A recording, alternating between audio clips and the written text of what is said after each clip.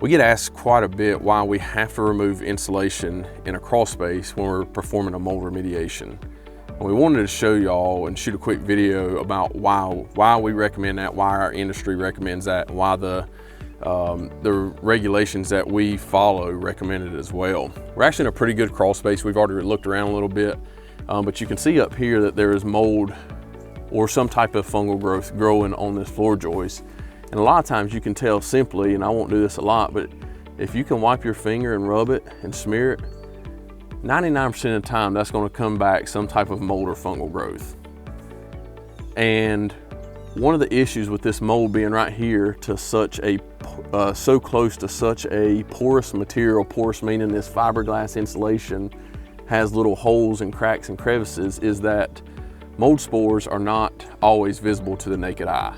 A mold spore is microscopic, and the only reason we can see it here is because there's enough spores in a centralized location to be able to see with the naked eye. But the chances of there being mold spores in this insulation that we cannot see is likely.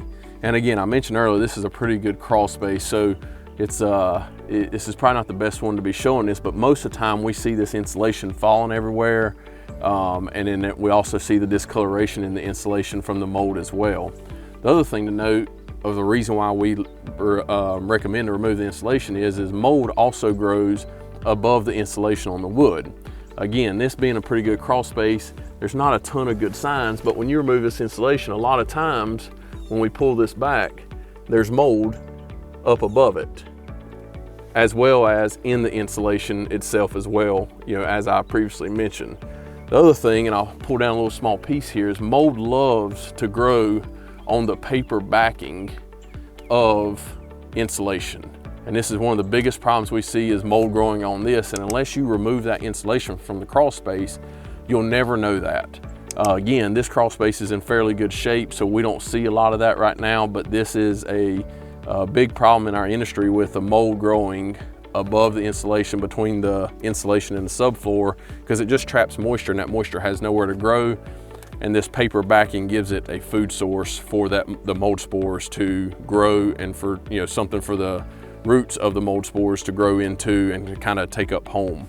So this is a couple reasons why we always recommend removing insulation. We will not warranty any type of mold remediation unless all the insulation is removed and disposed of properly. New insulation comes in, and we expose all of the floor framing so that we can properly remediate any mold. Hopefully this helps. If you have any questions, feel free to reach out to us. We also have a lot more videos like this on our YouTube channel. Be sure to look around, and also make sure to smash that subscribe button so that you get notified when we put out more videos like this. Hope this helps. Y'all have a great day.